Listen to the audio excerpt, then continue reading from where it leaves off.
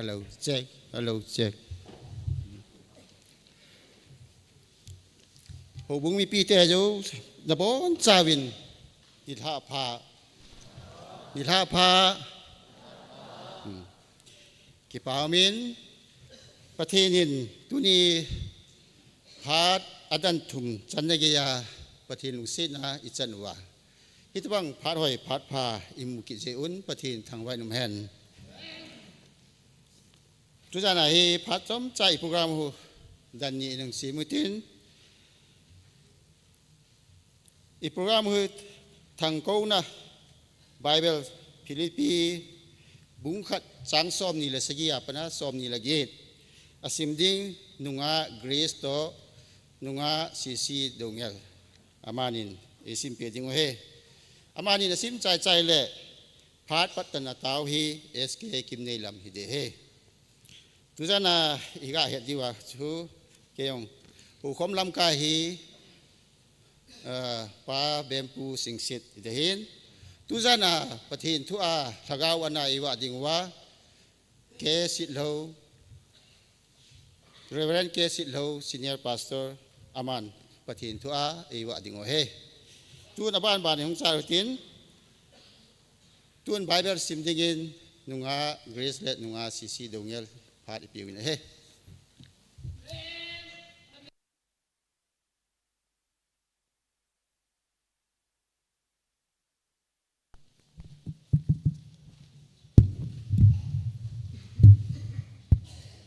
Houbung meeting te ho avelin Nilhah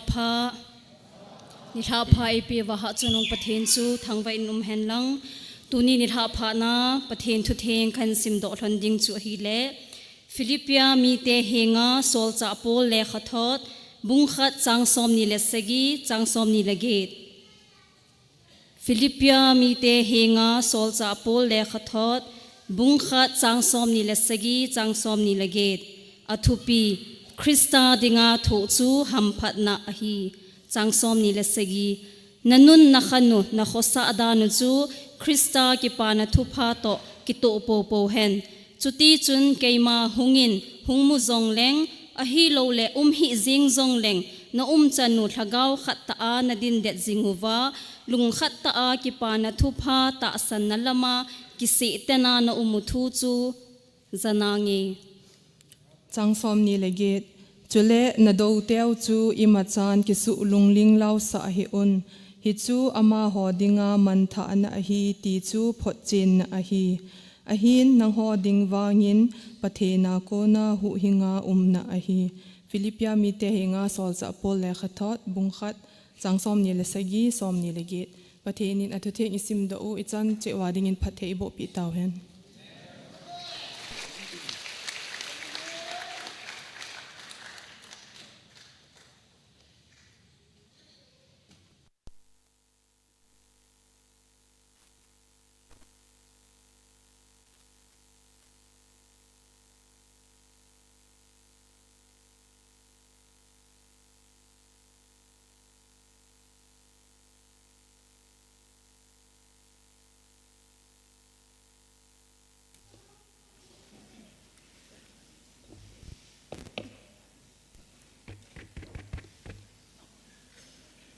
Pathin hinga taw na hin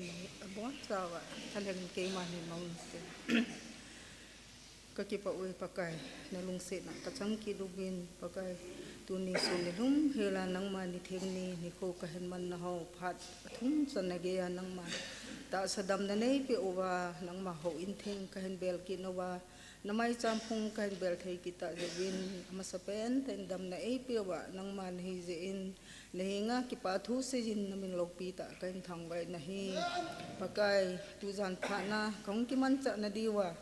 program te kahin ki gona wa hin nang man pan mun hin lo di ho zo se yong nang man na thagau theng in na din pi a na wa choi na la sa ding ho hi hen lang na thu thenga hung ding ding hi jong le nang man na man cha ta chu ke ho adinga na cha ti adinga kitil kho na le malam hin kho a machal na kanei theina wa hi theina dingin pakai nang man ahong ki mang cha di zo se jong na thagawin tin pi lang phathei bo dingin henga katawin hi chuting la pakai tu jan pha na hi program te ho abana ka hung sal ha di wa hitan he chi ka hung ki man cha na sungu wa hi boi na le ha sat na ka to the na tam ta ding hin cho jog se yong nang ma na tha na le na thil bol the na ko na hoi bi ra ka mu wa ka ki pa nu wa pa na phat ka hin chai ta ka sewa na hagawin nei din pi uba nang ma pan pi na ngai cha na cha Halloween ka thum na la ka taw nei ei hu hing pu pa kai su Krista manin ka bon sa divin ka tawin hi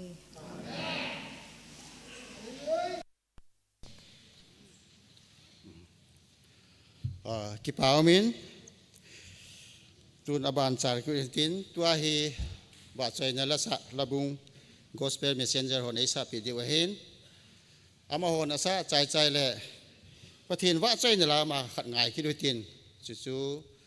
pa Lungoumang le nu thai nei ching thai ching thêm ama ni ei sa pi di wa he tu ja na yong kipaum ta khát chú gã sĩ đó nô muốn mi yong itam na chung chuan wa tu ni hin yo omega brothers ho yong tu jana pathin Houkhom dingin ama ho mi tam ta hung win he je no ma ho chung yong ki pa thu se yin school nei pa hin school nei nu hin chule oi ho chule cha te ho jo se na bon cha chung wang ki pa thu gã sĩ ni he am da ni ka ga wen le jing waคนดักฮีดาเลี้ยงตัวนั้นให้กระชั้นลูกดีดาเนี่ยเกี่ยวจะป้ามเทอย่างนี้ตั้มตะหุ่งกี่ข้อมูลเกี่ยวกับกี่ป้าเทยังไงที่สุขาสีตอนนู้นไม่ให้ตุนว่าใจนั่นละซะ gospel messenger หัวพัดกับผิวเต้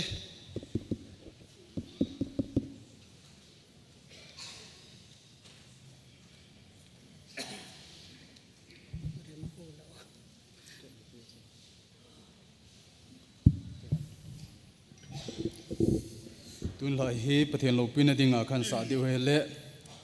ในปินลังในปุยจิงอินทีลาคันสาดิวเฮ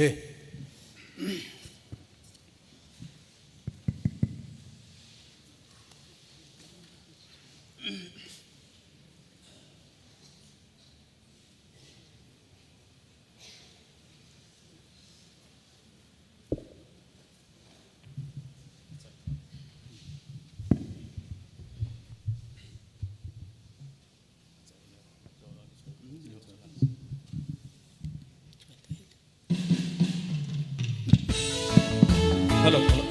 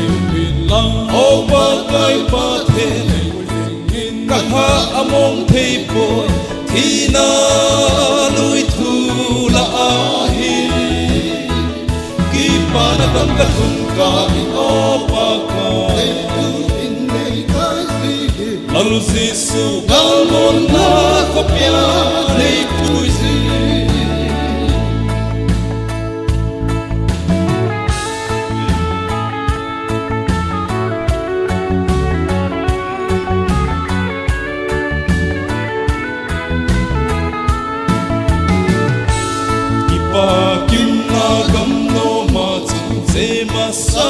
ingai chen ho to el moi no len nan pa choi la ki sa ding al jesu nei pu yin son se pu tim la a agot sa kam em no ma kalem ka se lang o ma kai pa the in kan ha among thei po ina lui thu la hin ki pa na dam ka hun ka o pa al jesu kalmon na ko pya le pujin ne min lang o pa kai pa the kan ha among thei po tina lui thu la hin ki pa na dam ka hun ka o pa ka al jesu kalmon na ko pya le pujin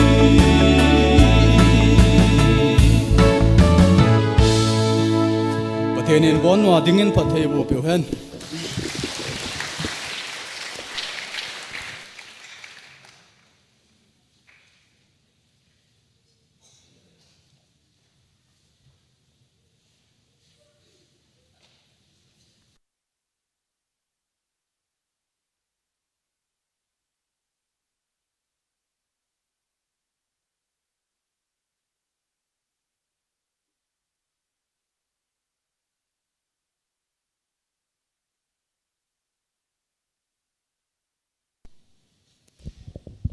Hello.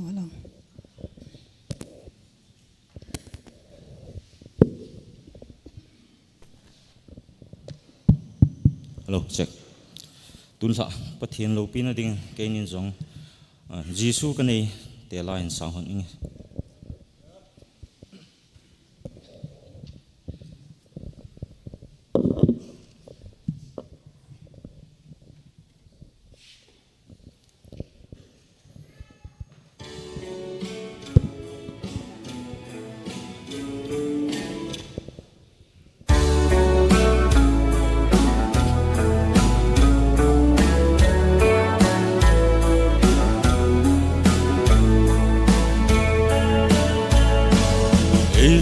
lại trong cái khéo ngay lâu ôi chân na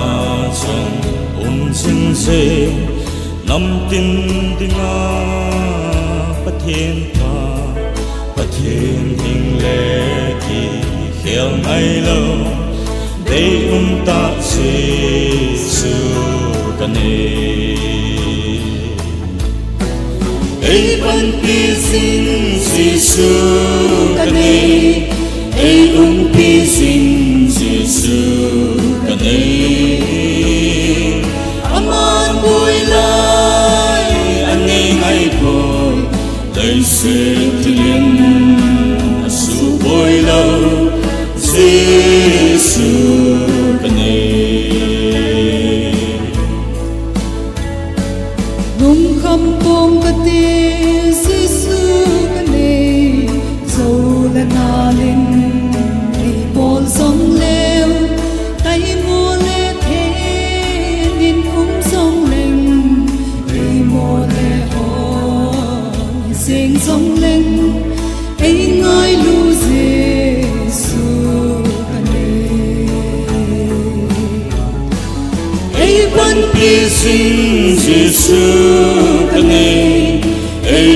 pi xin Giêsu cần aman vui lại anh ngay phố lấy sẽ thiên su bồi lâu Giêsu cần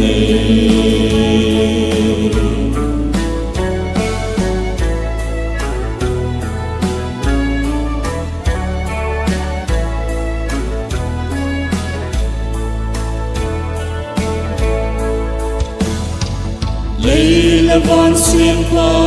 Giêsu cần làm pi đi hay bùi sinh pa lung khăm lại kỳ pa na pi kane o Giêsu ka ai pene ai ban pi sing Giêsu kane ai pi sing Giêsu kane aman boy lai anh ai ko lấy se tin asu boy la Giêsu kane aman boy lai anh ai ko lấy se tin asu boy la Giêsu kane Giêsu kane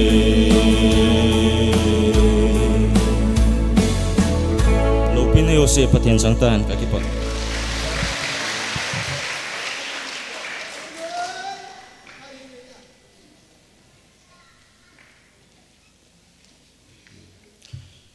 Kipaumin tusan gaya ibo do hojo se ibon sawa dingin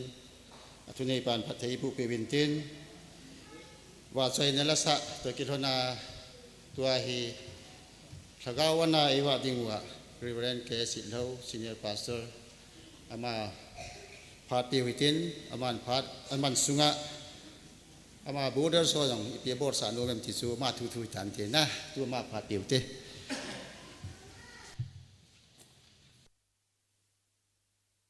Hello. Houbung mi te hoi bon sa vin Nilhah pha. Thu sanga lahi anomin thu hi a thelo hodin a in lahi a thelo hon lo ngai no me a ki hit na se thu hi thwa lung lut lo zong omen ai wang live music ong ki tha a ai po le a music dung zo in mi a ki honin Motbung te bu ki ho zo lo hin midang wang ki hot na he e ho wang chi pim jong la ta cái vẻ gì ngay, họ vang cái lấy cái sự thấu điều một cái pon, sự thấu tay đi cái tia hin, cùng ngã xuống ngã vang hi, sự thấu tay tay đi cái tia, mi te la hun kaya chơi là nộp dan, thắt nộp umen, họ la vang hi, stesa con ipi sahen lang con ipi ball zong le, ipi ha ipam khat vet na abu ki vet thô te chu hin lai zovin. Hi che stage hi itile ida tha thei diu ham ti hi ka vision ka tauna hi che pastor chom khat ipo khom sungwa hi idin munu hi ta sa thagawa ki khel na hola a hi che body language ti chu ipam hitia hi hello amen kiti ho aladung zuya athudung zuya cha lo ti ho hi hi bang chu la sa ai wang atu statue ta bang ai tai dinga ai wang alalam ka ke pang kin lai se na hi ne ho ai lo wa hi le bang chu thu ki se ya itai jangpena thu ki se yong kyu ma hin mi him cha hi na jong chi nan tin ai wanga chi ka hi na hi ti a ipe cha lai se wa khan to lo di kahi na chu ahoi mo hinlel na omala kapai la ding ka khel do ngai na hi ki pau me pakai wa chalang ei ta messengers ho akonin ingai zoven angai le zengin to hi choir lang group lang hi in ha focus uvin women choir hin cheteng le Youth for Christ hin, Messengers hin, the Jubilants hin, chute la tang pasalo group khat jong hi, hung ki sem leo ka ti hin khat in la khat sa ho chu, ama le loi ho ti ho chu, da ha di hai tan chong chu the ma hin, khat ve ki pia team khat ki sem diu ka dein khang dong phip khat au mumin, hitia hi la ki su lip diu pha dai ta ne, chuteng le Messengers ten la ngai ta isa pe win, chubana sobiteni ไทยจินเทมลอยไปอีปีโกหมขัดมินิใครยังเส้นภาษาบากระโดดเฮ็ดกิโลเฮ็ดโลตรงขัดเบะเฮ็ดตังโง่กะตีเองไทยจินเทมลอยป่านะฮะอีลุนโกมังเห็นขัดเวมิลแมนไซต์ละสะเลยไงก็สบายเส้นนี่จะเต็งไทยจินเทมจุลทีมสายเห็นแต่นี่นูป่าขัดเวละพาดกิเพนกะตีนตัวนี้ละอนุปอนินอามาเนี่ยกิทุ่มหันไอปอนกินปีนาซาละไงลุนาซาละพาดมุนกิเพหินแล้วไงไต่สะไปเวนอามาเนี่ยซาเลนปะเทนิทองบ่เวอนุปาแล้วจะเที่ยวก็ยามที่ตรงนี้ขินโคลกิเดียหิน family อาจังลงกิโตตาแล้วจะเที่ยวก็ยามกิโคลกิเดียหินฮิตยาฮิอิตาเลนโนอิบอลเทนโฮปะเทนนาดิงาอิโปโดวาอิทิปนาวาโกนาอิบอลเทนาวาโกนาโฮบุงมิเตปะเทนอิโฮนาวิอิสูลิมดิเวตีตุนินกะโจนาเวจุดเต็งเลยมินขัดอมอลเทจูอิกิปาปีดิวเฮเอวางฮีกิปาปีโลวเฮกิปาปีโลวเฮไอวางฮีอิกิปาปีดิวยังฮีตุนีฮีกะโจกินเอเอจนกิปาโฮมฮิเตกิปาปีโตฮิเตที่ตุนินปะกายมันนินกันเต็มโนมันนะฮีประเทศลุงเซนินกันนุงอาฮีเวลจุนอบังจุนฟอนาจูวัดเชฟโฮดุงอามูอาจุนจิวังฮีเจียงฮีอัตตาฮีติลอยองอามินอบังจุน AI ฮีอัตตาฮีปอยติลอยองอามินไอวังทุนเฮลัยอัตตาอินมุตาวินประเทศนี้ทางว่าเวอาจูเลเซตอาขันโตดุงจุยอีประเทศโนจงอีขันโตง่ายเนี่ยไอ้บางไอ้ที่บอลเนี่ยดึงเห็นกิโลนั่นหลังนี่แหละตั้มไตใช่กิดิวอ่ะคนนั้นเลยอีบอลกิโลดิวให้ตายย่อฮีกิโลหรือว่ากินเนลหรือว่าอิมาจ้ากิบอลจิโลให้ตายไอ้เห็นละบอร์ดออฟดิแคนวังจุนฮิติมองดิ้งกันก็เซย์โปวินฮิลายาฮิเจแบนเนอร์จุงากะเลงปีเลยอะโกนุนกิติปาคูฮิจิปาคูอันเนวินจุดเต็งเลยฮิลายาแบ็กกราวน์นี่ย่อฮีไลฟ์สตรีมกิบอลให้ตายฮิเจจุนอาศัยจีปอนเขลต์ตีจูกษย์ยูวินอีตลัมปังอาเขลดามที่ยองจูกษย์เดปวินอาฮิเลจานีนิมัสนิลฮะจุนจานะหินใครมุทัยปอนเฮดิจุนสตัดีกับบอลินลุงเกลกันเนจินปุงเนียหินปุงนิจิงกะปุงเนียนกันเกลดอินเฮเจอนุงลังอาเบนร์ดิงหินกิวงโฮกติอินจาจิงกะมาตะปุงทุมมาไข่จุนกันใจอินอาฮิเล church worker จุนก็อัธนินอีพินเกลเลวายโมกตีอาฮิเลมีบางขัดจุนเขาอินกิเพตดิงอาชีอีเดเสียมง่ายที่ยองหงกุมินไอจูแบนเนอร์ฮิลำจะเฮ็ดโลอินอัลลิมาท่าเสียมดิงดานาจะเกลโลอินอาฮิเลที่จุนบางจุนอภัยที่ลอยจงกุมินไอเลจานฮีนิมาชนีจุน secretary พูดต่อ flex printing สปอมันก็เชี่ยฮอนินกันกบอยปีนลุ่มแก่ฮอนินอะไรจานิมาจนเฟรมกิเซมินกิจายินเอากิจายผ่านจนปาเตหลาปามังแกงอินเมสเซจอินมังแกงของใครมาลองปาเตแกมาโคนาตูเกียประเทศนาโซสนาปานาหินมังแกงอินเมสเซจอินทีมปาคูกะเลงปีเลยโคนกิติปาคูมาเสจเห็นลังเลียนจะเละที่จุอันเสียนให้จังจูกิปาอมินจงจูอดีหินจงจูพอยเจหินไอ้วังอีโฟกัสที่ Motbung Baptist Church ไอ้ฮีป่าฮีที่โฟกัสโนมาหินอาจจะจูตัวไอ้เชื่อว่าตัวไอ้ไลฟ์สตรีมตาโจมุนโจมาตาโจเฮียจู YouTube มาวิดีโอมันมูพานาจูฮิไลคูMotbung Houbungไอ้อติป่าฮีนวันกิเดย์มาใส่หินมันกินจูฮิไลกะเลงปีเลยโกนุนกิติป่าคูกินหินไอ้เล่อีโบลาซับว่ากบอลโคเต็นฮัม go ye into the vineyard อีโบลากบอลโคเต็นฮัมที่ไอ้เล่กอลินจงอเวทจงเล่ไอ้โลวายเล่เป่าโจมมินสามินจงอเวทนายจงนี่พัมดิเทนดึงอาจูเป่ากิบอลเลยหิน within break it นะคูเอฮอทาดูปะว่าจุกอยหินไอ้เปล่า Motbung Baptist Church จงจีอังกฤษไอ้ทวิน Thadou Baptist Association จูอังกฤษทเอ้ขัดจากThadouป้อมเลยอยากจะบอกนะอังกฤษไอ้บอลงานละก็ที่โอ้เลย association จุดThadouป้อมนี่สาวham ฮิโลวะฮีน่ะ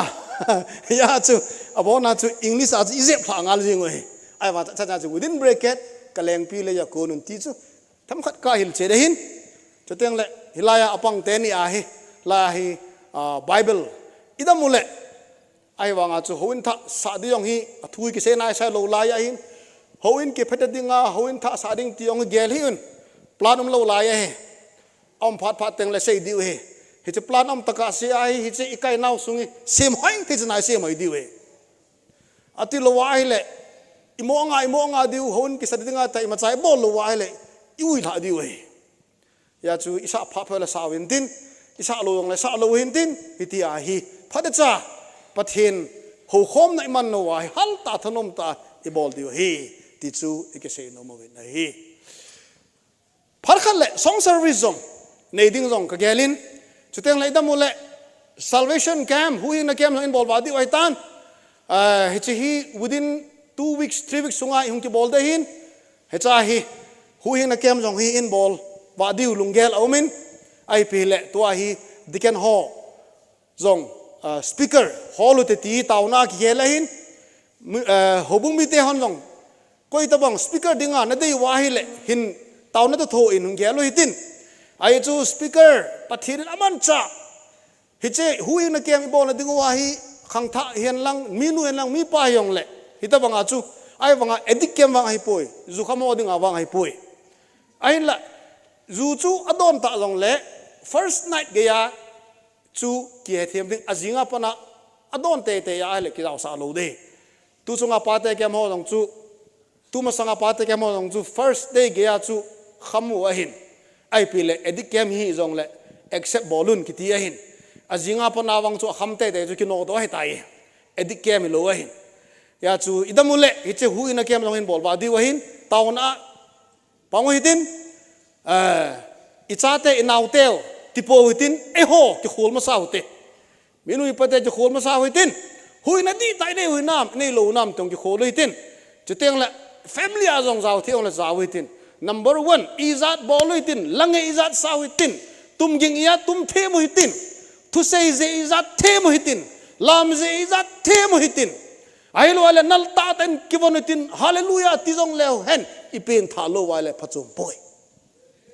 pen tha chu ama sa pe nahi कि ऐसा ना पथे नौ दे पोय अनल ना पथे नौ दे पोय अदी ना पथे नौ दे God is spirit and they that worship must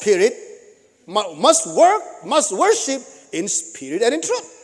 पथे जो ठगा वहीन ahoten कि अनल ता होय ता हो दे आई अति पोय ahoten ठगावले थुता हो दिंग ही ठगावले थुता हो न दिंगा चु हु हिंग दी ता पेन थना दी ता nei masat angai jin ai imin masanga reverend men lang doctor men lang imin jo PhD men lang MTH men lang BDU men lang imin jo deacon men lang imin jo pastor men lang imin jo assistant senior executive secretary EP umjong le hu hingna nei lo chu a pastor hi nan a reverend hi nan a deacon hi nan a woman lam ka hi nan hu hing lo ding hi je chun tu apana je khol diu hu hingna di ta ka nei nam hui na di ta ka nei nam hui na focus ibol di hui na nei lo chu a chon dan ki hi je chun hui na di ta nei dingin inei ale praise the lord patin thang wai nom hen inei lo khat la ikigin mo ale he che hui na kem hi nang le ke ding hi idamule in gon wa di wai tan kapona na kataw na chu hi Motbung Baptist Church Motbung Houbung mi te chu noinung thelo ding hi mi sanga noinung thelo ding hi ta sao noinung thelo ding hi thagawa jong noinung thelo ding hi hi chu kitat healthy competition theng ta kitet na vet da a ot kyo to na competition ai pon healthy competition la so jong healthy competition thu se jong healthy competition not selfish competition selfish ama sanga them amle ama sanga hoi amle abol pha ma le lungno mo ti ho chu inei lo di hi ki pa me pathen wa choi la sa na ho hitia hi ban bana yung che di hin tun ka chapong ho tu za na hi ka cha te ho bora kain pui yenge masanga chu thema kha na kain pui je hin aje chu tu ni la ka tu sei ding hi amo hon jong azadi ka dein ai chu chapang ding a jong khang dong ding a zong khang lai ding a zong khang lui ding a zong itupiu go ye into the vineyard kaleng pi le ya ko nun ti hi isei do khai lai vin khat vei TBAI ko na isei pe vin tu ni la hi ka sei nomin he che leng pi le ya ko na ding a hi ka cha ten zong aza diu ka dei ya tu ni ha bona si sana kan pu hin ai pe le hi che ma sanga chun chanu class 3 kai chapang ama kahin kovin min rong kai ki ta chu hung ding do come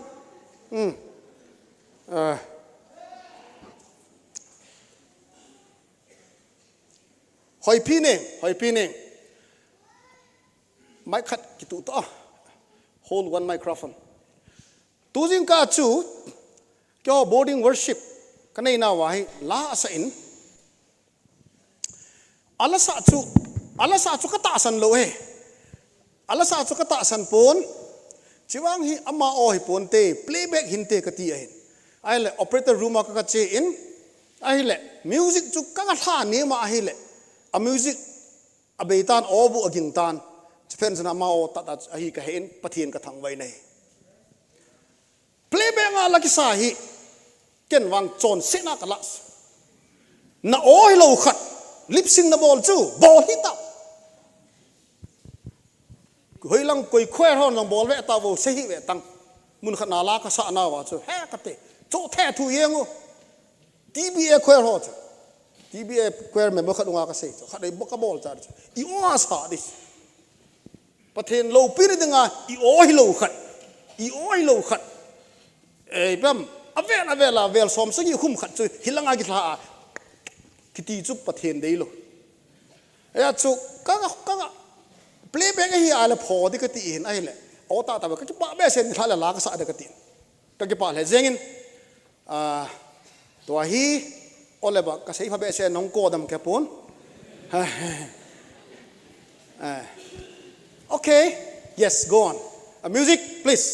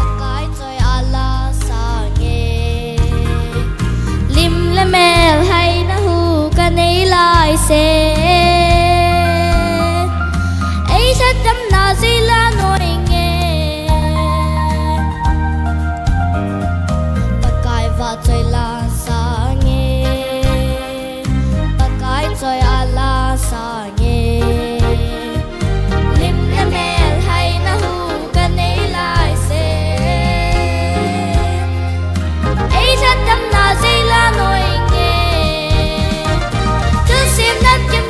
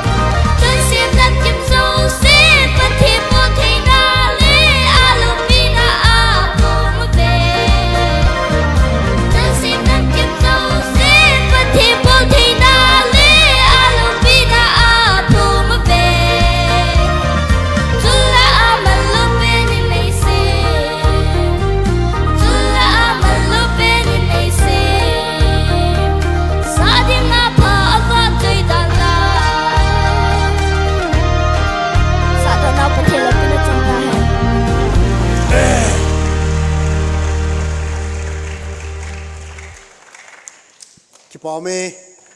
hitabang chapang talent nei pakai wa chola sa the chate ho jalin pathin thang bawin ahin amaza dinga jong adang dang ho dinga jong ka senom chu chapang anewa pana la sa them lam themo hi ipiti da ham phai tai pui jang lo wa hele ji nei wa ji so pasala lip na ateng le pasal long chu nunga lip pai kiti yong mu chu ai wa cho chu hungum lo na ding wa ha bola bol de ya chu ipele ki pain pathin thang wa we tun khat ko ki nei tin ama hi to chapang nu chu class 3 ka ya hin tun neng nun them class 6 kam ama hin sapa wa in sa ding hin teng la ka la hi teng la loi ho dong peng ji diu he ye chen loi ho dong ki phalam le nong peng vel lang din ngai lo to buna nong pen diu khot na be diu nong pen diu he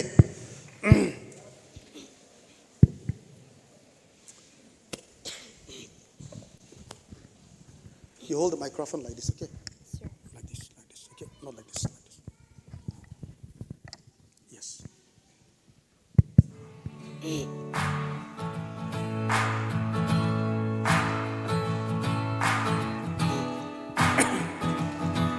I've cursed on a Sunday, I've cheated and I've lied, I've fallen down from grace a few too many times, but I found holy redemption when I put this car in drive, roll the windows down and turn up the dial. Can I get a hallelujah? Can I get an amen? Feels like the Holy Ghost running through ya. When I play the highway I found my soul revival, singing every single verse. Yeah, I guess that's my church.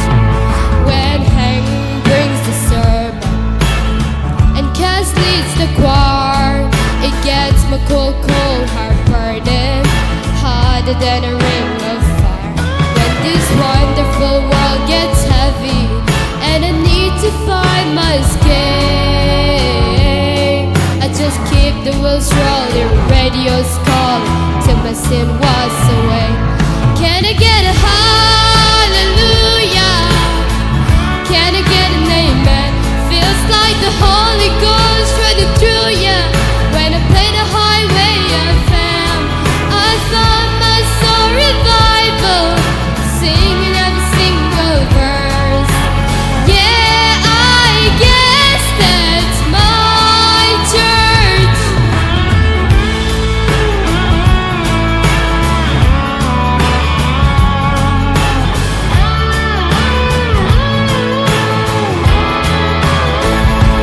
Can I get a hallelujah? Can I get an amen? Feels like the Holy Ghost running through ya. When I play the highway FM, I found my soul revival, sing every single verse. Yeah, I guess that's my church. Can I get a hallelujah? Can I get an amen? Feels like the Holy Ghost running through ya. When I play the highway FM, I found my soul revival, singing every single verse. Yeah, I guess that's my church.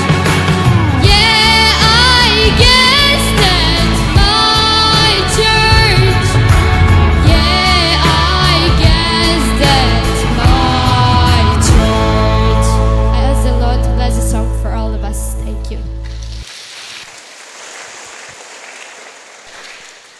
Kipau me pathin va chaila sa na ngai ta gospel messengers sa konin chuteng le Lungoumang te ni nu pa hin chuteng le cha te ni hin ngai ta in hal ta in ingai zave tun va chaila sa holong chu anom le zengin ahin la se ya thu am lo le thing lo ahin thu se ya la am lo le thing kit lo ahin tun thu a lu taw te tu ni la isei deu hilaya hiche kaleng pi le ya konun go ye to my wang ompon King James achun to the vineyard ati ahin kaleng pi ka cha ompon hizong le hopon hizong le asei pahin ama leng pi le ya asol tho ahin sapawa chu mai azaw lo wanga chu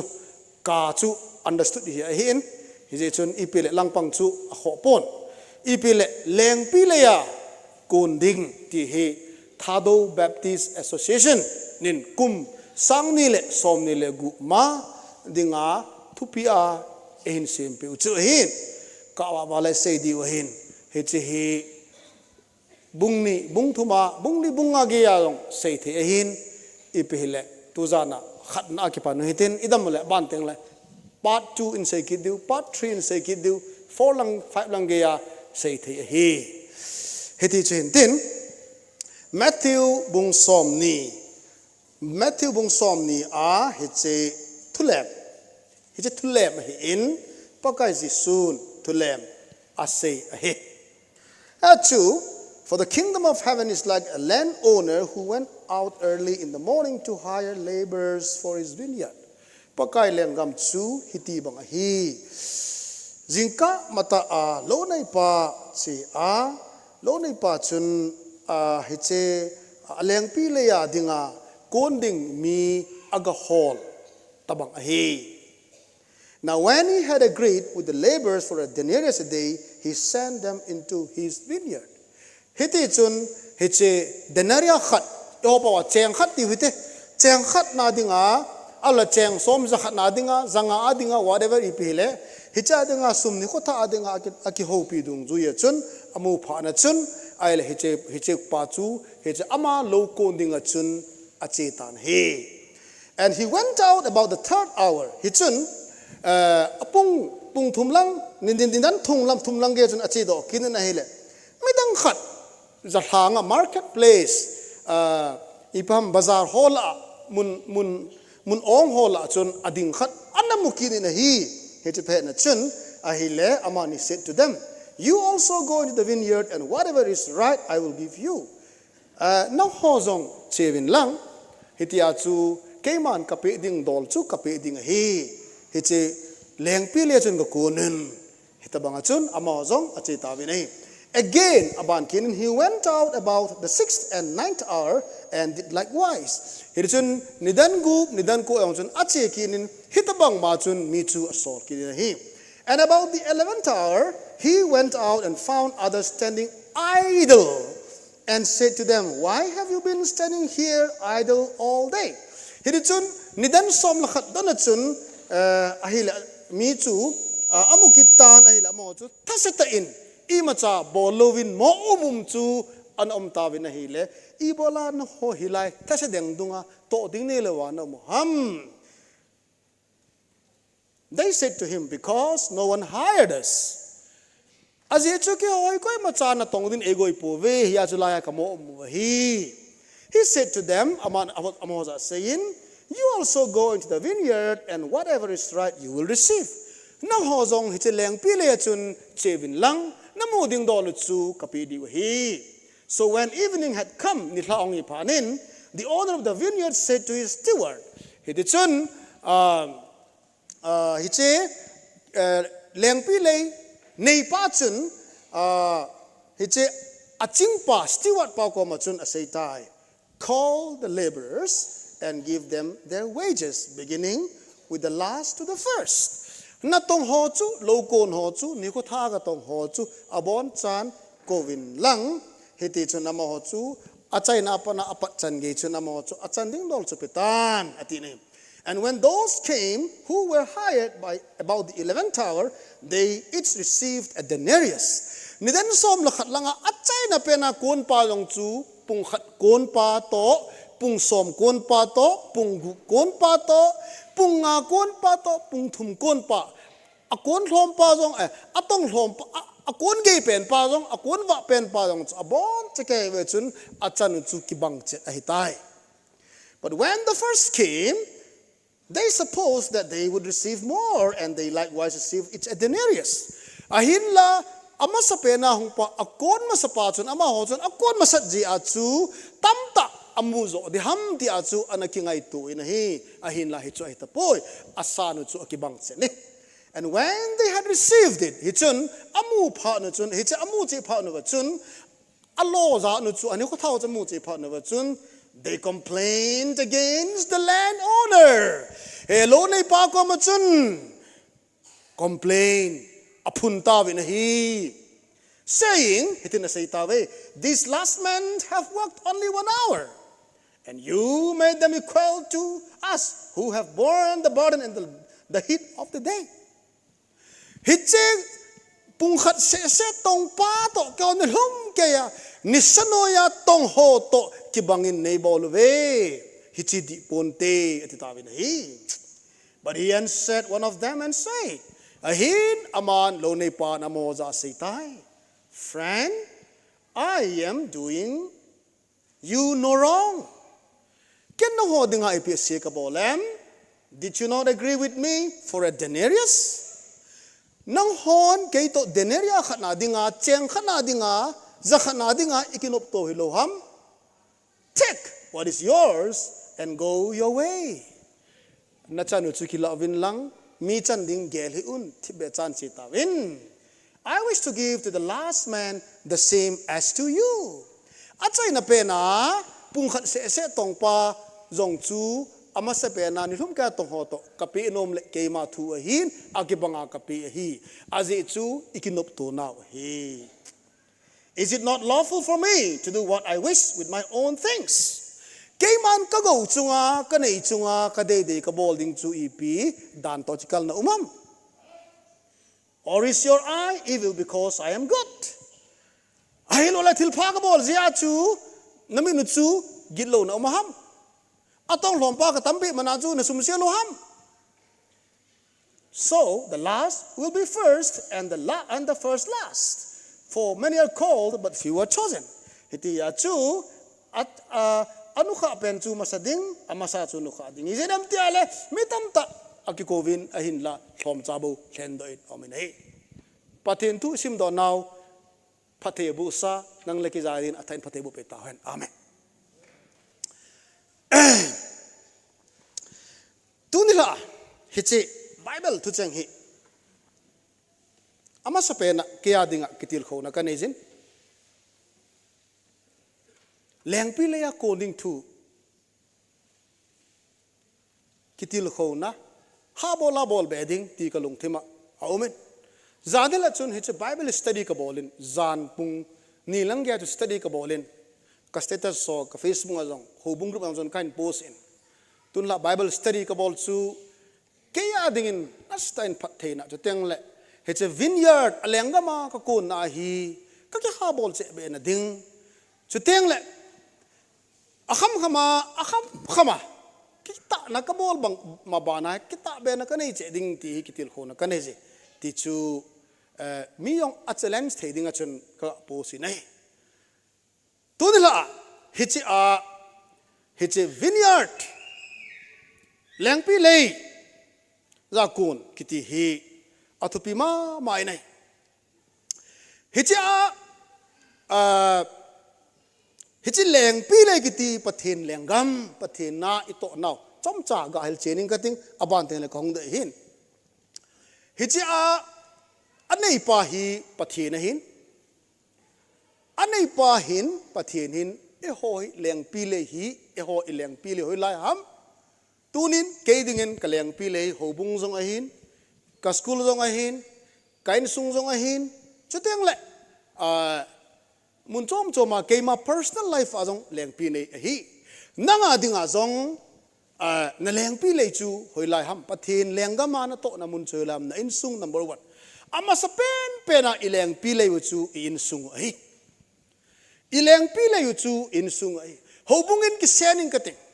ya chu ken tu ni ka mai chama insung mai chama ka sei na hi insunga hi lungnop na ki pa na inei jing diu ikito jing diu hon jong ikai bangwa pathin na dinga hin khu iman lo wa hi le hilanga ke ka kisen apachum poiti hi pathin thu ta ki to in sungwai cha mai ka se ya chu abang khat chu in sunga ileng pi le hi na pa kisumila Houbunga woman saiti ilam kai na ibi wife ilam kai na ahilo ahile pama mimu ilam kai na kita ata akipanga ay banga ileng pile amen in sungpa hi iti ham tiong hi kho kesalowa ai lowa ai inung lang thimzen juna imalang ba se sa long chu anaki theizi in hi hiti chu chom chakhat introduction iruna ka bolein hiche alone pa hi pathina hin according chu nanglaki hin hiche leng pi le chu ito na mun che chu hi alai cha hin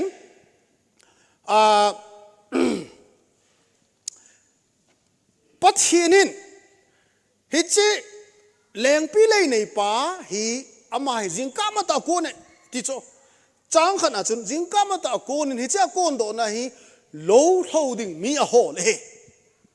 low holding me a hole so that he would go into the vineyard and work chutele hiche leng pi le ya leng pi le chu kon ding na tong dinga chu me a hole a hi the same thing here chu pakai Jesu Christan thulem asei ji ho hi pakai Jesu Christan thulem asei hi Tugil head hasa head by comparison take an again hitin ipesam dal pakai Jesu Christa pathienin alenga ma anato ne dengai mi a hole zing in hi hiche a hole zing zing tunin amutan aling tai atipoy azechu go ye unto the world even unto the end of the world vanoi calling ka achai na kegeya na che di hi di pakai Jesu Christan eitu hlau hi hije chun pakai Jesu Christan pa pathienin anatong dingai mi hi a hole jeng ni hije chun jingka a teng la aban kinin ache kinin chun ache kinin ni dan som la khat ni zan lam chan gi ja achi na hi ibala ham ti a hi le na to chu beilo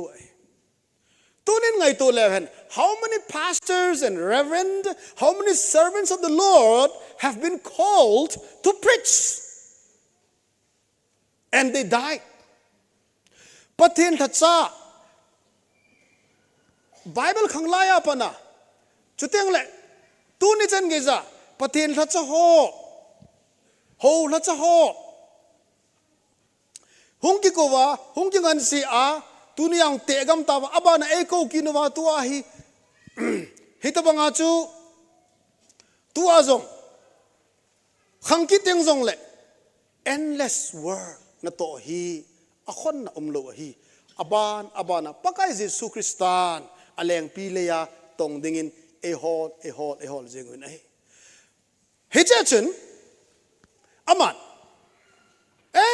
kei atong ding tam ta ka nei tai athing tai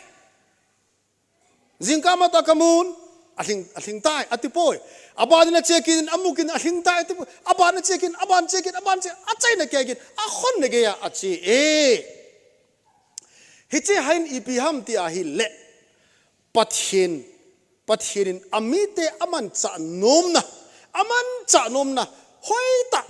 hi akimu ina hi nang leke hi aman cha ibon chikezwa hi aman cha nom oi tunin today God wants to use all of us regardless of who you are who we are koi hi now I tabang hi jong le pat ibon chawa aman cha nom hi chapang jong hi na khangdong jong hi na minu ba hi na aman cha nom chu ai wanga chu man cha pathin na to ti mana chu milo se chu gift of giving jong achangpon thilpe na hong phal jing tauna ailo wale evangelism ailo wale pathin to say na lasana milo se a gift ki bang lo ai he chu pathin na tong dinga koning kate iti a to say ทุเซกิเปเลเฮลาทุเซเตเตเดียวจุยเทกิโลไว้เนี่ยปะเทนะตอนนั้นกิโกนิงกเตกิติอา evangelism work กิติจัดจอมเบจูตัวนี้กันทุปะเทนทุกิลตาเซงกติงเฮงกติง exposition bowling กติงอันนี้กาบอนจันเฮจงเลง evangelism work จุกันไม่โลเทจู the gift of evangelism work กิติจูจัดจอมกินเนี่ยเฮียจูปะเทนินอามาฮีไอมันจะน้อมสกเกยฮีฮิเจหินฮิตาบังจันปะเทนินตูนินขังดองจงจะปังจงเอโกนลายจูเวไอเล่ฮิจาหินเอโกนาวะหินอีปิติฮัมติอาฮิเล่อิมะโควาฮีลัมปีตัมตาอมินฮิจาฮีนังเลกิซิน yes Lord send me ฮิจาไอเดลาหอจงโน้มตาทัศน์งาปาจงตัวดิ้งฮัลโหลปาจงโลในปานอามานินอาโกวินโลโกนากาเจตานอติอาเจไว้เนี่ยอาเจนาวจูฮิจาจูอีพามอากินอบโตนะจู reward อภิชอากินอบโตนะจู reward กิปามันอภิชอาทามันอภิชตัวนี้ฮีนังเลกอินโตฮีโมฮิโลสตัวนี้อิทิลพบอลีโมฮิโลปิชโมฮิไลไซโลปิชเฮียจู let us come back to the meaning of vineyardฮิเจโลบุนจูฮิเจเลี้ยงปีเลยจูกลุงหงบังอินเลี้ยงปีเลยจูลามที่อเวลินเซกินุฮิเตnumber 1 in sung ahi ama sa pena in sung ahiฮิเจ in sung เลี้ยงปีเลยยาฮิเจนับพาอิโตจูปัทเชนินอิโตกาอิปิเตใครที่สุงอ่ะทิลพากระบอกลินโตกาก็มาโปยที่ดิ้งกุยฮัมโตก็มาโปยที่ไอเล่ทิลพาอบอลจูขิงโลหิเวตาโตกาปัทเชนินโตกาเอพิอุสอิโตกาจูโมโลเจียจูนิลายพานาจูอโมจูอโตกาเปตัชไอเล่อบันกินาอินสุงดาลักิตาหุเตออฟฟิศมุนลงจูยอดิงาอีวินยานุอิเลงปีเลยอยู่จูอิสคูลน่ะโตน่าลงจูอิเลงปีเลยอยู่จูยอสปันน่าลงอิเลงปีเลยอยู่จูอิโลโกน่าลงอิเลงปีเลยอยู่จูโฮอินสุงเซตุนินกาเซกินิงกติง as a pastor ฮีนะโฮละจ้าฮีนะโฮละจ้าโฮkita mga mga amin masanga reverend ho evangelist ho home evangelist ho ailo wahile ipam amin bana secretary hichi ho pathin lacha kimin vo e ho hi pulpit se a hoin se ivinya anwa igelo wa ile I fail di way Hiji achu I pulpit ministry se chu vineyard ileng pileya igel le I fail di way hitaba chu mitam ta in agel lo wanga chu ato anung langa hiche in kho hi iti ema hi hiche leng pile hi iti hin kho imanam ti pa otel komona nong khan pu de ya chu ho la cha ho kai ta bang banga ho la cha ho hiche live streamer ve ho khunung te line ve ding ho ho la cha zo se kazit ka veya hula cho ho aban ba na mas ba na ke ka ki ve na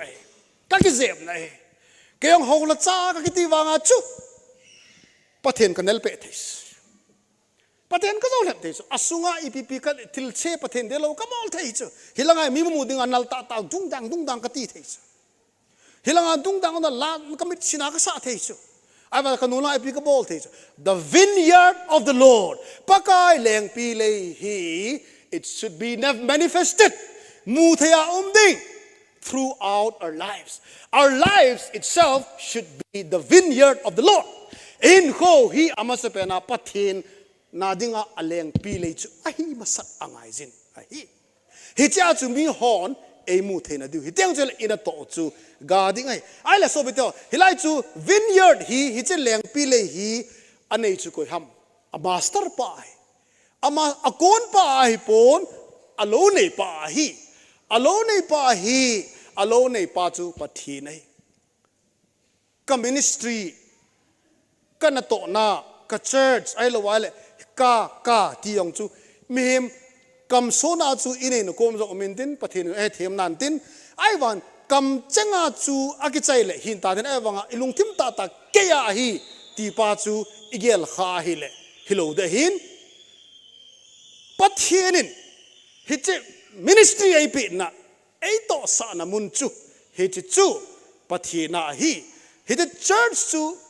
Krista hin hiche church chu mi piang chu Krista hin steng le hozo se chu Krista a hi vin hi ai le so bite ho tun ibon chikeven mi lo se abanin khat se in khat ve kolin kibang chenin a kol poi ti chu imu vin ai ako masat omin ako nunung omin chuteng la ako ge ome dunia hi na sota kana to mana aman sota ana to mana chu pathin kipa ding a hi pon chamcha ato mana pathin lung thailo dei pon ai wangin ana to sunga akita ji a chu pathin kipa ding ai hallelujah jingka pana na tong pan long kitup ta ato thau Nilhah ding ko na atong pan long hichi lo nei pan aga kon sa aga goi sunga chu just within an hour pung khat sung se jong la ato sunga chu kita ta ato zia chu lo nei pa chu ki pa wala ki bang chana pe cho hallelujah hizia chu ito sort pita ka to mana chu pathen ki pa ding ai pon chomcha ka to mana lu hang de pon hichi time ka nei sunga phat ka nei sunga ga ki seile kumnga hilai pastor ka pan sunga hi kita ta pathian eiman cha ha bola ka bola hele kum somni tongpa sanzat pathian ka chunga lung thlaina nei de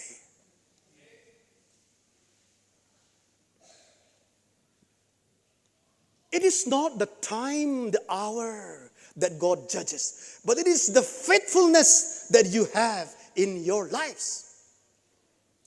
dunia khangdong ho munchom choma na tongo sepai pang ho chuteng le institution na za chom choma jilkunga pang ho ahilo wa ahila ipa mino ya na tongo office na tong ho ina to now chu ivinya ni chu but leng pi le ya chu kita ta ibol ting le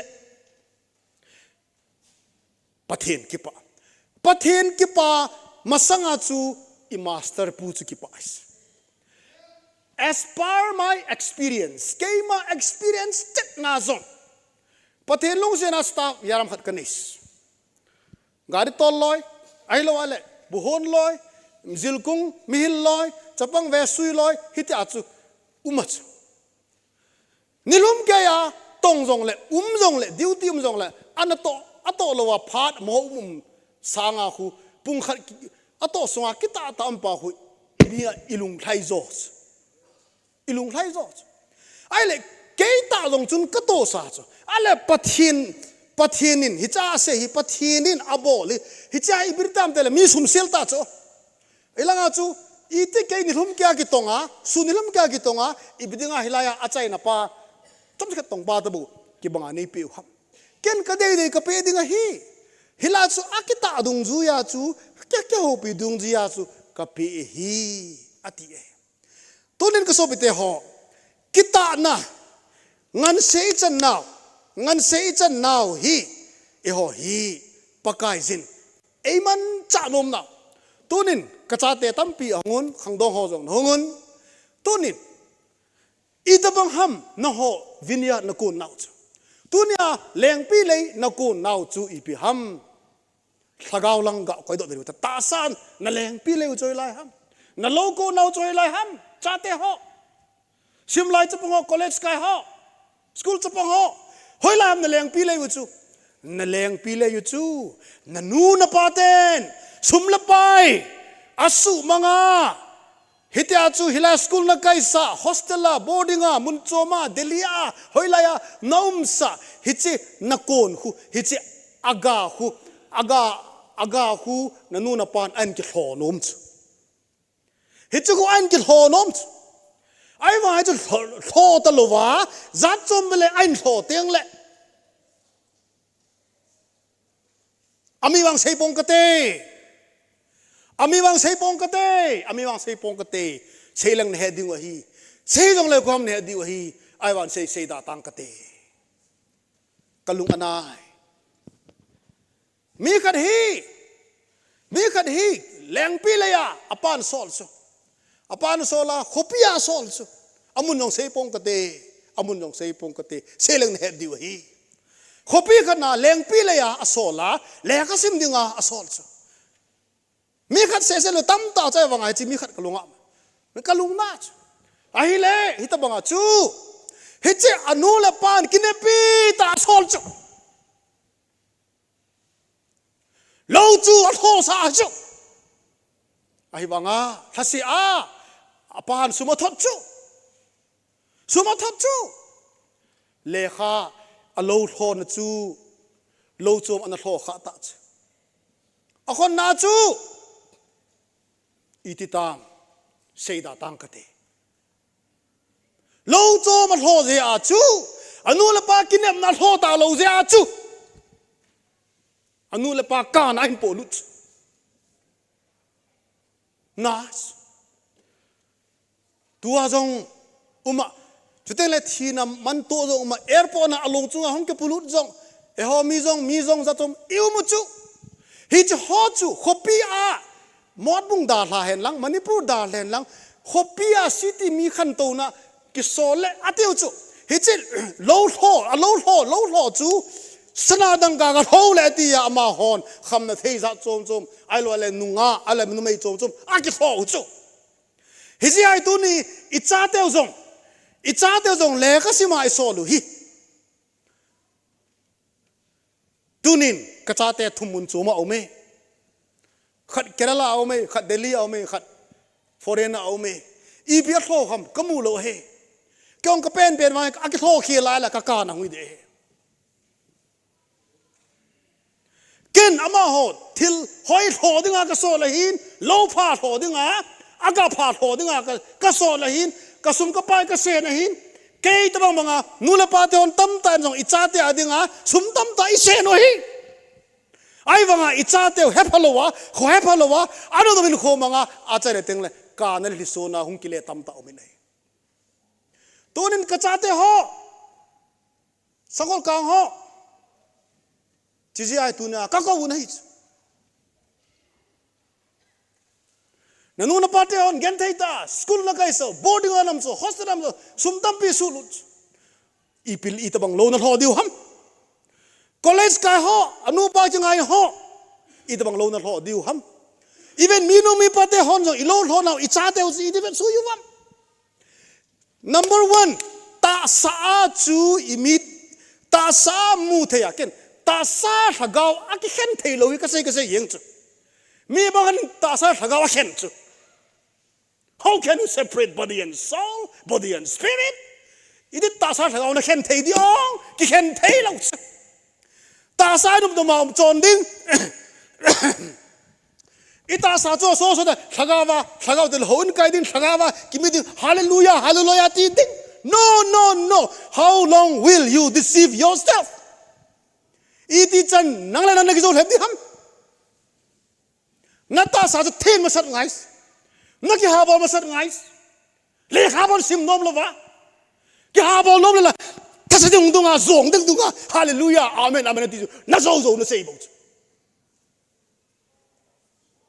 he a thuji bu bung som lo gu ku ka che pi ka cha mo ka sei yeng mun na jong pathen tu ka sei chu the answer of the tongue is from the Lord leiki pe lewa don bunna phathena chu pakaya ko nai pathena pe uchu but ahin la the preparation belongs to man in ki god na ki ha bon chu mi ma o me hallelujah pathen thangwai no man ki god na bela ki ha bon na bela pathen itu e ho Christian te hi zolena la pathen ho ki god na be aki ha bol lo te chu aki ha bol lo wa lo thing te chu azo anala corruption a lo thing ai bo chu adon lo wa ne chu corruption ni bo chu ul salonga nana to detis ibam ul salong chu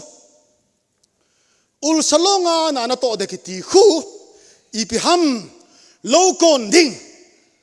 thing e ding ai lo wai le tu pheng dop ding chi khel khel khu ati lo pi chu hi chong chu min tin lokon thailoi o min tin thing e thailoi min tin tu pheng tu thailoi min tin office a lungthima kai loi regular ta kai loi o min tin a lekha ki sima ul salonga literally ul salong hi jong la lungthim chu ki ha bol cho ki ha bol ati nei bo chu le ki ha bol na chu ki ha bol na chu am teng le pathianin pathe bu tai tai hi chi ya chu tunin ka ngai to le cha te ho nau te ho Houbung mi te ho nu le pa te ho nu le pan jein jong tu yin ka ka thmo ko ma ka seis tu jing ka ka thmo ko ma ka sei ka jinu ko ma jong ka seis zan jing ka tam itiram ka seis moi no pathianin emang chanom jing na la ye ka tis damna nei lang half centenary ka khel ta cho damna nei lang centenary half century chu ka khel pe a kadam le kum thun thanil thum no le som nga langa khei ta chu midang min akuma sei no again kum sei ho ka sa lo pi chu sap te chen how are you te le why kum ki dong chu min neo sa na ke wang ho sa lo pi chu ai wa nga ken ka se tuin ka thma ka ma ka ki ha bol ji ai ka het lo jong ka het be na lais ka het lo jong ka het be na lai ka het be jing ka het be jing ka mas 20 years ka hi a 30 40 years ka hi a ka helong tam ta ka het be ai le chapong hon na hon to na thu hoi lai tai na het be thein la wen ha bol wen ka tis khang dong ho jong ton het net thein ha bol ta education sapawa education begins from cradle and ends to the coffin now sen loi ling khu loi credit loi ling apara khu thikong chan gia khu education hedis athi hai samding kon chan gia jong chi na lambe the na lai at least abol khelong ki si man the na lai ai lo wale ai chi ka si haye chate hong wo ati man the na lai chu hi chi ya chu them jil na ki ha bol na ki ti hi ipena panna now senong pe na he eti ang ko hello wanga ko learning ki panaitas hung khal nung wa achu thine chan ge achu education au me ti chu sap te na se he cha chu ko so be te vineyard ki ti he che tu ni hitalang ka hin ban teng le thagau thwa in hai ki diu hin he che chu ni ko so be te ho ta sa ki sem tum na inei masat lo wa le thagawa ki sem tum zo lo di we I zo wa pathin ho che on cha chu ken ka sei ji chu an ku te hong kai di ba ha hong kai mai thei chu ka sei ji a mi khat ko mai ka sei ji a masang la ya chu zu kham ji tin I tu te yong ya ho sit to ang ho to ka sei ji a ji nei chen hi ya so pi pathian jong ti da to pathian jong ti da yang pathian bon mu khalo pathian bon mu khalo chu pathian hen ka ti di yong chu sei da tang ka te so tan te ai wangin namu nalung dang lung set ta a nang ma hin zo na apung achang ain sung hin da la nai nei bi be khu ngai lun nai nei pi na ngai lu le nai nei pin adei lo zu chu don dain ka tis ta sa chun ki sem phama san ka tis in nei pi cha bon chingai lo wa imu thelo pathen kai lo ki zo bo chu ha chu ai le nai nei pi na ngai lu zo lo wa nai nei pi za la zu na nga nom lo wa hi le na cha be ven lang ule na te ho angai thei ding mi na mu chu ai ta na cha be ven lang na cha na ngai lu na cha za li na zu na sa nga in ka ti ki hiteng jele hichu namu the mina mu the pathenin nangai lu dinga na pe na zina chanun pa chu nangai lu thei teng le namu the lo pa pathen chu ngai lun ka ti chu hiche ka sei na chu pathen chu secondary ka koi na hilo pi chu pathen chu head nga ye chu azola akale alang lage venate ai wangin a kho dan chu ka sei chu izeri ve ya pa iso pi pen pi izi cha nu pa inau kingai lo zo lo wa pathen iti hi hichi hi ipi ham ipathen ho ki ho lu ngai hiteng chule na zu non nanga de hi katis hite achu ama achu kapana abana zong hichi type of counseling mi tam ta khan sei pi tas choi len jong ka sei pi choi len hung kai pathe lung se na tu chen ge ya hi ma dong phat te ding kata sanin phadong phaweta ka right hand pa mong ki choi kati ji choi len ma be ya omega king thailo ai ya ka ya kaman che hije chun izi cha te ingai lut masat ting le pathin jong chu kyo te comparison kati e ain la pathin chu ama sa pe ni de hi thi tho di hi jong le hi chan gya chu ha sat wa te le hi chan gya chu kho da na chu counseling ki bola ki ve tu nai bo vin hi ka so pite ho tunin vineyard hi chi vineyard pathin in ei ko now hi chi mun hi khangdong ten jong pathirin na ko na nula pate nangan si now hi chi lai mun na chu ha ta na to di we ale tun hiche master pa ni besem I only need educated people keiman le khathim hobo kangai chai ati lo pi chu nang itbang mina yam ti ado lo pi chu even idol mo pa dong chu ei ibda mo ha lai ai chin lang na ka tong tak kalau ati ta chu bible changa chi mu chu na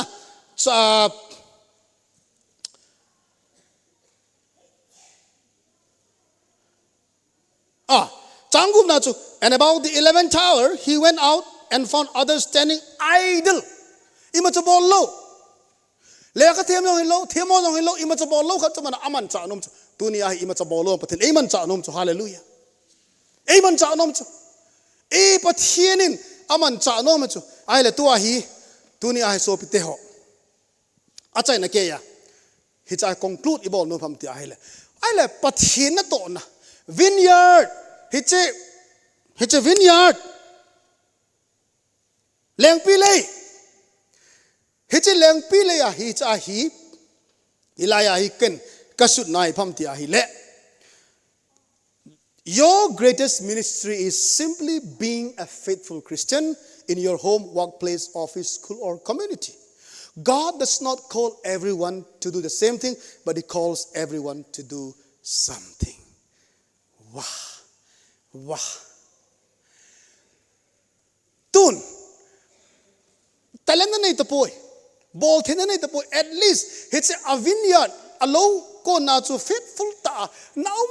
bezong le. Tunay mizo say patin aman cha no mawang wahi. Faithful followers ding asong days. Leaders kyo se followers behela to kan lo ay.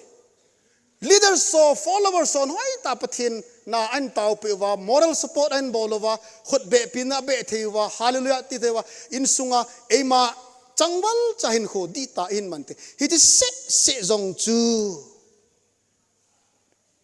hi che vinya na ikon naw chu ai na hi je in tunin ehon talenza chom in even nei tunin marketplace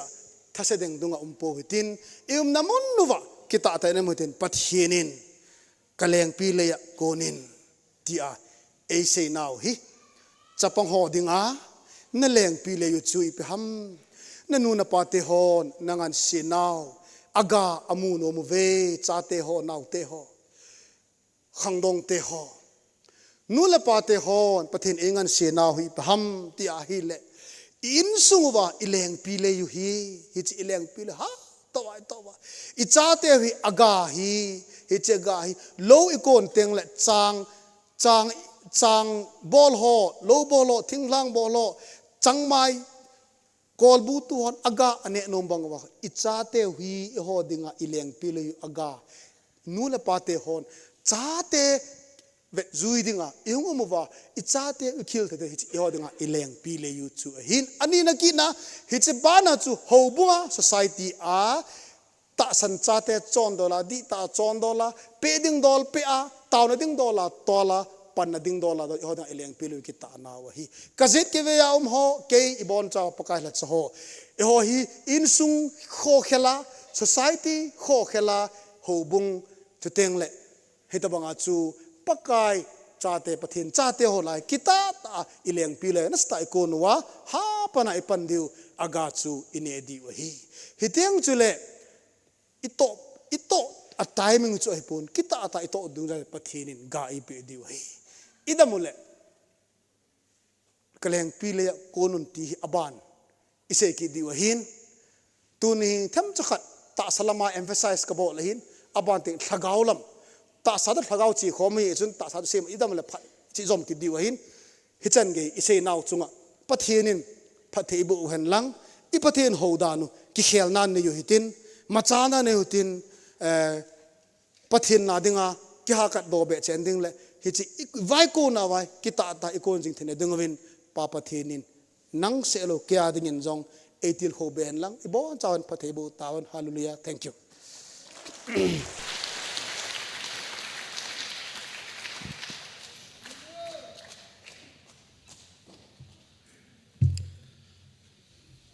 Kipaumin tu jana kaleng pileya kunun ti thupi ngei ta speaker pa kunin ingajun an seido pa le angai hoju sichunga pathin pathei bu pi tawhen ti chuka seido tun aban char kilutin thil to ho thin su na hi ho assistant pastor pan nei pi di he teng le achai na la sa hi lam kai hon la khat in then pi bintin phat chai na taw hi pu hun kai Sitlhou hi de he to hi tu phun phat jong hin tin teng le I program I tor sunguwa program chang ho jo se chunga ki pa tu se jong le secretary pan I chi phat hin la pi ding he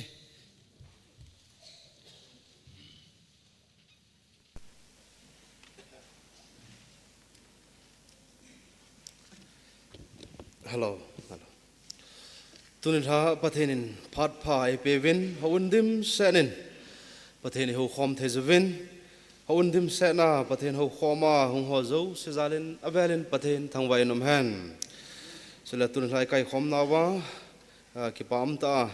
Omega Borders ho le staff ho jang hung pan naw chunga ma ho jang ekipa pevin ama ho chong ki pa thu kain phongin a hei sele tunilha pathen thu lopi ta isei pe o senior pastor pu lopi pathen namang chan khosan nei ten pathen thugil isei pe ve senior pastor pu zalin pathen thangwai nom han sele thupi an sei do na chunga ipakai ju je suminin ki pa thu kain phongin a hei tunilha ike man chan de program ike siam naw sunga phat mun za chom chom hung ki chan ho ki pa ta hung ki govin yung suburit che ve kondak bol pu pathen pathei boin thangko na Bible han sim nunga te ni pathenin amangchar honin sela ke patna taw na iman pu PSK halam pathen amangchan sela wachar na labung gospel messengers hon lunglut tala them ta dei sa pevin hechebanin palun go mangle pa thaising them anu pa sorry nu thaising them anu pa pathen wachar la sa khom thei pathen pathei bo chan na thon hin amani zong pa chat nei pevin he chung chonin student hall a chanu hoi pining class 3 simlai beb wa choila them ta na san chole chanu ning nun them class 6 amani zong them ta le til khum ta en wa choila e sa pevin chole to phat mun ban hung chang na lai ding hin subut na lai ding ho no zo si zala i ho khom no ma lo thinga hi je in na chung che wa ipakai ju je suminen ki pa thu kain phongin a hei pathenin phat phai pevinten jing hap ta sung jong le ki man chan du program ho iki semovin program chang ho ong ke pedo tan jing pi taw na jong angaya che jing diu สุเลจิงก้าปุงกุบเล็กแก่มีปีเต่าคอมนะจงไงไอเจเดียวนิไลนี่นิท่าสุเลปาเตนิท่าปาเตไก่คอมนะนูเตนัวอุรังไก่คอมนะ Thursday Friday Saturday สุเล Sunday จิงก้านิท่าหูคอมนะจงกิปาตาไก่คอมเนี่ยกิกูดจิงดีวินประเทศพัดพายปีสุงลาโซโลดินHoubungมีปีเตหอกันเตมเวจิงฮับตุสุงจิงก้ามีปีเต่านะเฮ Sunday School Board Hon ไอลำไก่ดิงวะเฮMonday to Saturday sunga lam kai ding pungul kholal pu kai chon pu seigo mang pu len kho pu hautin lal pu sk han min thang diken ama ho cheng hi jingka mi pi taw na lam kai ding a hi ve Tuesday ni tha thagaw mang thai ho hu do om na dinga taw na lam kai ding pu lam chon chong loi hi ding a hi nilai ni tha thu pi sei ding pu paw zalam thawum hintin Man Society Thursday kai khom na tha Evangelists thangjang hintin Sunday jingka ting le senior pastor pun tu pe sei pe dingu Sunday ni tha hi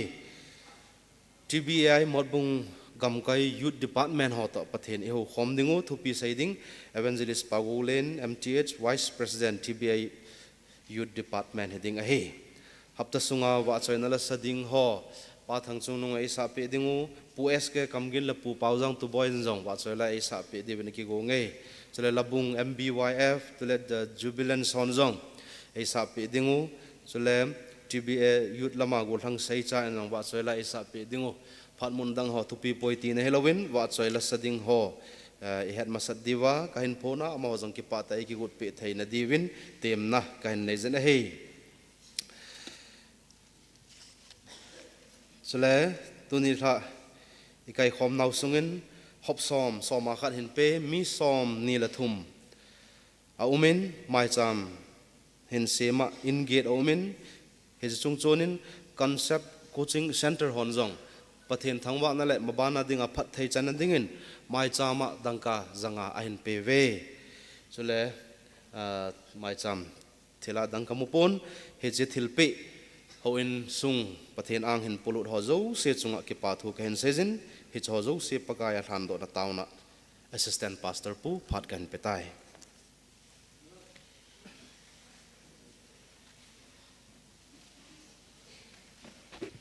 pathen thangwa na ni te ngai lut na le happy na adim se de ngai lu wa hing jing wa na am ka pau pathen pakai na lung se na nang mane chanwin tuni kapakai Jesu Krista thodo ni kho ke ho dinga chon set gal e zo pi ni kho tuni ni kho pakai nangin ni kho phanei pi wa tuni tha azong nangma ka hu khom thejuwa nangma ka wa choi khom thejuwa chuting na thanga wan jong ka khom theinaw ban zomin tuni tha in pakai na chate agonin na phat theibu na hop som mi som ni la thuma konin ahunglu nin chuteng la mai cham hin sema in ge na konin ahung lu nin hi cho zo sizalin ma ho zo sizalin ka ki pon thangwa na sang pen nang ma ka hin pi win he pakai tu ni la hop som mai cham hung ki tu zo se nang ma khu thingin kan thlan in he chuteng le coaching concept coaching center in jong pakai na mai cham nang ma thangwa na mai cham dangka janga hin ko zuwin ama hona phat theibu na zala tuni chan ge za jong coaching center ho pakai ma chal na khan tu na nei anei zalin pakai ama ho zalin jong namin ka thangwa win he tuni la hop som hin tu in sung mi te ho zo se jong na phat theibu na ki pa thu hin se wa soma khat hin pi naw ban jamin ma ban jong nang ma phat theibu na azan za na chandin jong na ko ma ka hun taw pi win he chuting la na mai cham hin sema in sungi na kunin jong pakai angai chat ho I pi ham nang man he su ke jin tunil la in mai cham hin sem naw pakai in sung chi wa nang ma thagaw thing in na building jong na ko ma ka taw na he so ma khat mai cham chuting le pakai hung ki tu ho zo se nang man su thengin lang na lengam na to na adinga man cha phata su thina dingin na phat theibu na ngai chen e hu hing po kapakai Jesu Krista mina ka taw he amen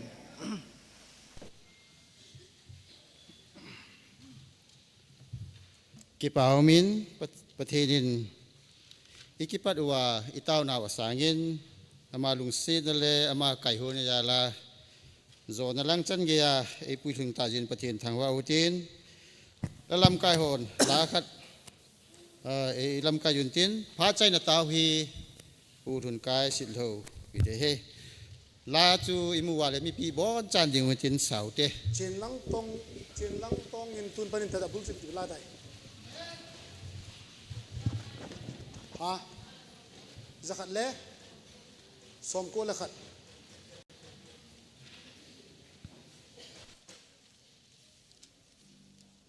okay hello check hello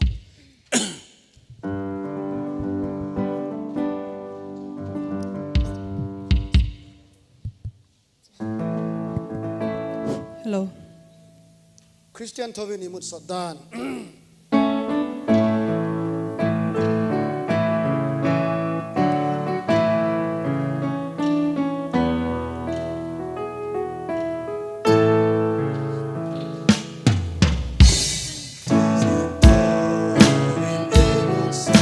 Gao mang ding don lovin pakain thu ai pi laya imoto mai diu ham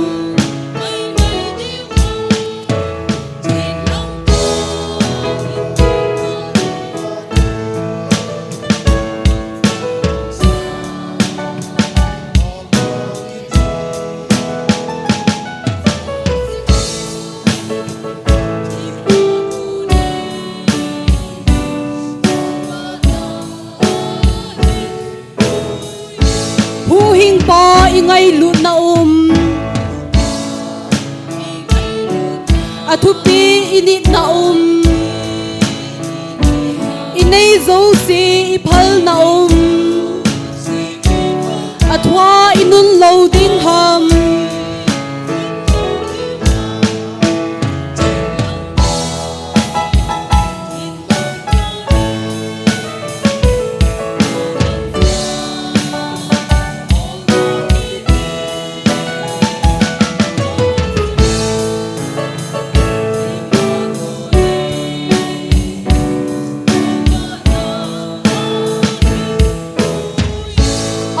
Zu ita san na ahila iton na ei ho ama a hiuven nana to in thong cheun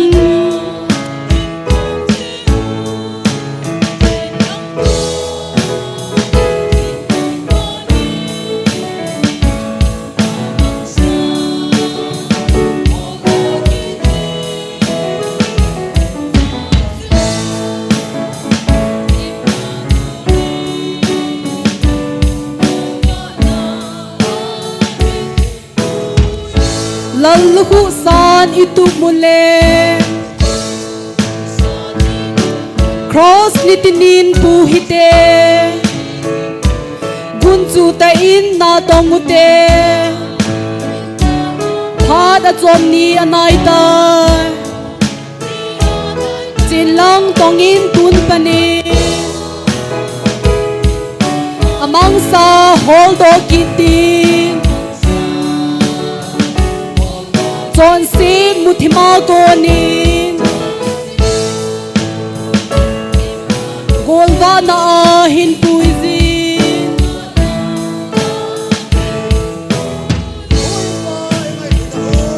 buhing pa ingay lu na athupi init na inay zo si iphal na athwa inun lo ding hang chilang tongin tun panin amang sa holdo kitin John sin muthima konin golva na hin puizin Amatsu ita san na ahila iton na ei ho ama a hiuven โตอินพงจิวนจินลังตองอินตุนปานีมังสาโฮลโดกิบดินจอนซีดมุทิมากูนินโกลวานาหินปุยซิงลัลลูซานอิตุปุเลครอสนิตินินปูฮิเตกุนจูเตอินนาตองอุเตพาดจอมนีอนายตาเจลังตองอินตุนปานีอมังสาโฮลโดกิติจอนซีดมุทิมากูนินโกลวานาหินปุยซิง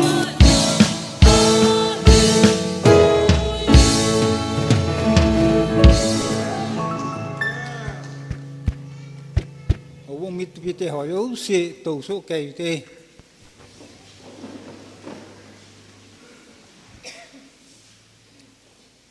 ikila do na ding wa ke man pathe ni nga ke pa thu sei nei ni jinge ha chung nung pen ki khel ngai lo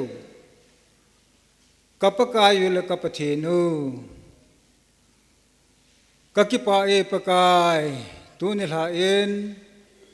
na Houbung mi theng te nang ma ka ho khom naw in dim se nen ka ki khom movin phat pana ki panin pakai na wa chaila ka sawin na thuing ka sei khom movin ka kitil khowin ka phat panuwa ka taw na ho nang man nei lol hinwa boy na ha sadna lungdon lungzen na I macha lo wa zo na ka chanta jiwin hallelujah hepa namin ka thangwa e tu Nilhah in pakai kong ke man cha nawa nawa chaila ngei ta ta in ka sawin nahin na thupa ka simphong wen chuteng le nahin na thupa thuki im thuki selgu pakai nalhacha puwa konin kangai juwin ta saming kai win pakai ke mo holung ngai tu akasei khau nang ma thu to ki to lo ka phun to khau mala pakai ne ngai dam dingun na hinga ka tawi chuteng le pakai tun ha ka ki man cha na ho wa na thu to ki to nang ma lung lai na ka sa do ka sei do ka bol do ho zo seu hi na Houbung mi theng te lagaw lam ta salam ngoi sa ho hal do na ka nei na dingun nangen na thu phat the bu in tin heng ka tawi pakai tun hechi khona ki sa na mai cham phonga ko ni ngong ka hong ki khen do ding ai tan malamin kho ajong pakai hechilai mun hi ngai cha nang ma thu pha na wa chaila sanoma na thu ho ngai nom ki na hin kho kamanuwa hechilai mun atha ta tu Nilhah sanga hoyo la phajoa halta nang ma ka wa choi kit ma win na Houbung mi theng te hi lagaw la ta sa hi nang man nei bo mun tin e hu hing pu ka pakai Yesu min theng panani nga ka ta hi amen